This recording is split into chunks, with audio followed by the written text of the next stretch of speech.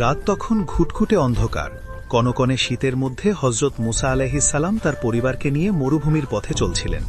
সবাই খুব ক্লান্ত এবং শীতে কাঁপছিল। হঠাৎ তিনি দূরে তুর পাহাড়ের উপর এক উজ্জ্বল আলো দেখতে পেলেন।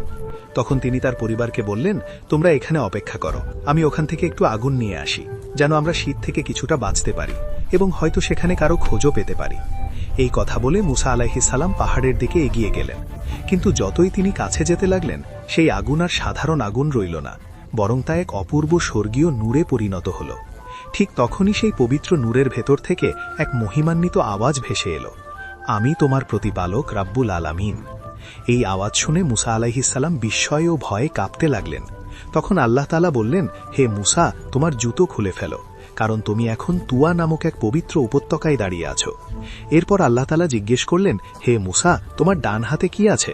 মুসা আলাইহিস সালাম বিনয়ের সাথে বললেন, এটা আমার লাঠি, এর উপর ভর দিয়ে আমি হাঁটি এবং এর সাহায্যে আমার বকরিদের জন্য গাছ থেকে পাতা নামাই এবং এর আরও অনেক ব্যবহার আছে। তখন আল্লাহ তাআলা বললেন, লাঠিটা মাটিতে ফেলে দাও।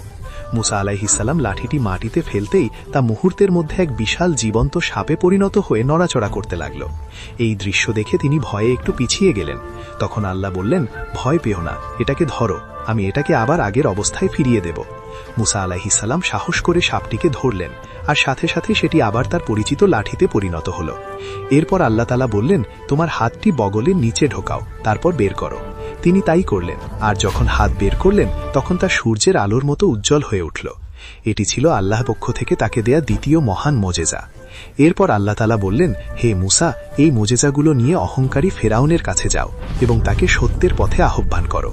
এভাবেই শুরু হয়েছিল হযরত মুসা আলাইহিস সালামের নবুয়তের দায়িত্ব এবং আল্লাহর সাথে তার সেই মহান সাক্ষাতের ঘটনা। সুবহানাল্লাহ।